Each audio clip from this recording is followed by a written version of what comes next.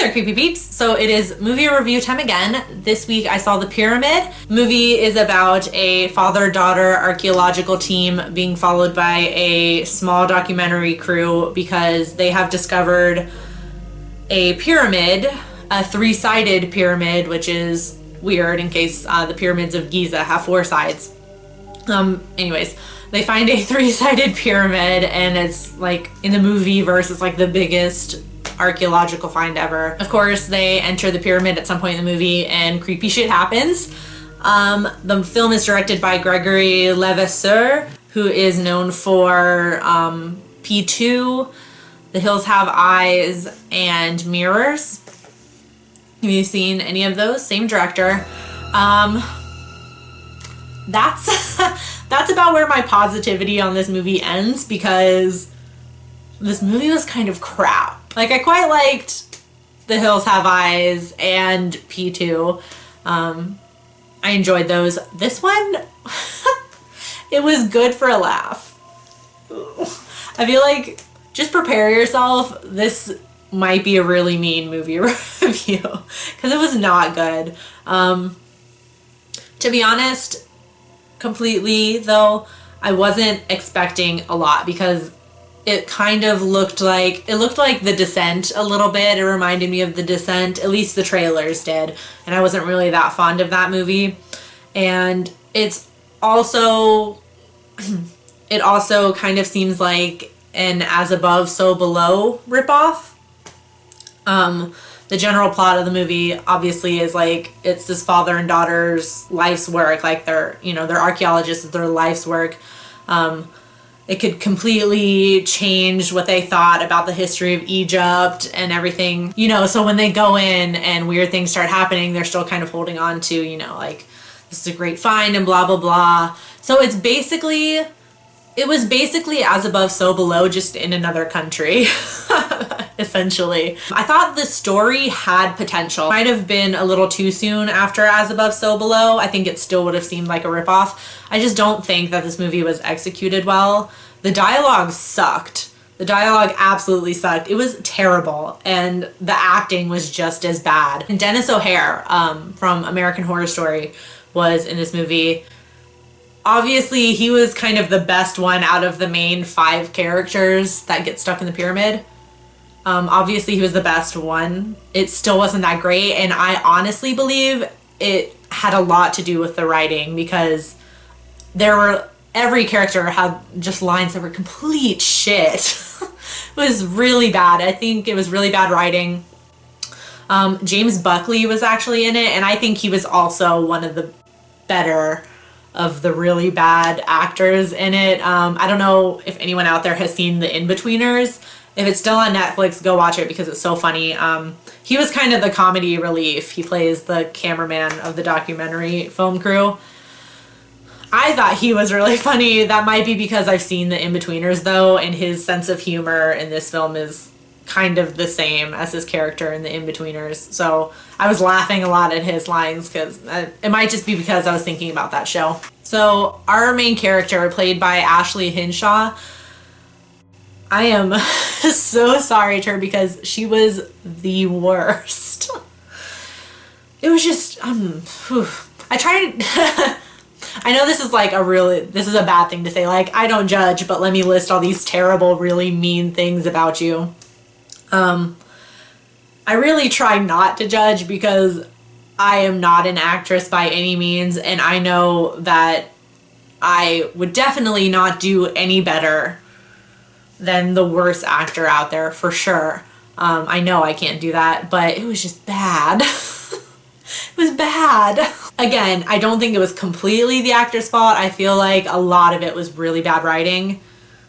So there's that. But it was just bad. I did find some comedic entertainment out of it. Quickly into the movie, I realized this was going to be a really shit movie, but I started to see the humor in it. So I did have a good time laughing at it. I wasn't scared at all. You could see all the jump scares coming. And yeah, that's about all I can say about like the story and that of the movie. The the camera work also was very confusing and inconsistent. It starts off with, you know, like a couple of title card screens explaining a little bit about the find, like how it's the biggest archaeological find the pyramid is.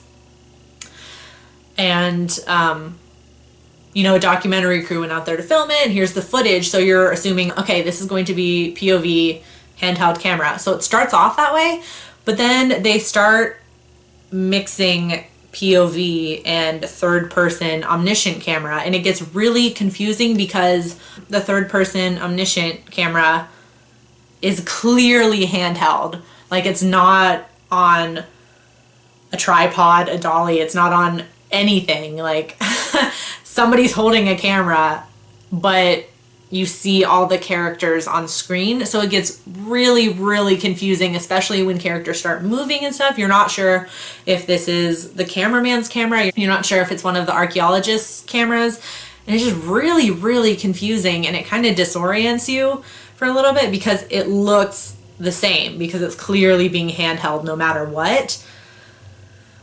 I don't know. I just thought that was really inconsistent and just done really badly. Like, if you're going to do a handheld POV camera, you have to stick with that the entire movie. You can't just switch it up. If you're going to switch back and forth between the two, you need to make it clear, either via like the resolution on the handheld camera or something like that in the film. You need to make it clear when it's footage that one of the characters is taking, as opposed to footage that an unseen, you know, entity is, you know. And they just didn't do that, and it came across as very confusing, very disorienting, and it took me out of the movie as soon as I realized. I was like, wait, I thought this was handheld, but I'm seeing all of the people in the shot, and they all have their cameras. So either one of them pulled this out of their ass and they're filming themselves for some reason, or I don't know. Just very inconsistent. If you're going to do POV, you have to commit. If you're not going to do POV, you have to commit, I think. Just for consistency. I will say about this movie, though, I kind of did like, spoiler alert right now, big flashing letters, spoiler alert, if you haven't seen this movie. Although, I'm not going to recommend you go watch it, but in case you do and you don't want it to be spoiled, plug your ears or something. The thing that's in the pyramid, you know, of course there's going to be something scary in there, is basically an Egyptian god, Anubis, and which is part jackal, part man. It's the one with like the dog head but a man's body. I kind of did like the makeup effect on it. When you see it from far away and behind, it kind of looks like the bunny from Donnie Darko, which I thought was hilarious. But there were a few close-up shots of like the jackal face, and it looked like makeup effects to me. It didn't look like the shitty CGI that was throughout this movie. Note the scene where the jackal punches through Dennis O'Hare's chest, and it's just absolutely looks like a middle schooler did it, to be quite honest. Really shitty CGI as well. But the close-ups of the jackal face looked like makeup effects to me. It didn't look like CGI. If it was, it absolutely did not match the rest of the movie. So I thought it was makeup effect, and I thought it was kind of cool, actually. They made him look, I don't know, they made him look like muscly and like sinewy and really weird, like kind of like part skull, part like muscle and stuff. And I thought that looked really cool. So kudos to that. If the rest of the effects and stuff looked like that, it might have been like a little silver lining in this movie. But that's all I really got to say about it. It's a really shitty movie, and my quickie review would be to absolutely don't pay any money to see this movie. Maybe that sounds mean, but I think it might be good for one watch with friends to make fun of the really bad dialogue and the really bad acting. But again, if you're going to do that, I wouldn't recommend paying for it. I think I could find some comedic enjoyment out of this because I actually didn't pay to see the movie. The friend that I went with owed me, so he paid for my movie ticket, and so I didn't end up actually paying for anything, so I feel like I would have been more mad if I actually paid to see that. I think I would have been a little more angry, but I could kind of see the humor in it, I guess. But yeah, I really don't recommend to go see this movie at all, unless you like watching bad horror movies, which there's no shame in that. I think they're quite funny. So yeah, that's all I have for you this week. Woman in Black 2 is coming out soon, I think next month, so look for a review on that. And until then, stay strange. Bye.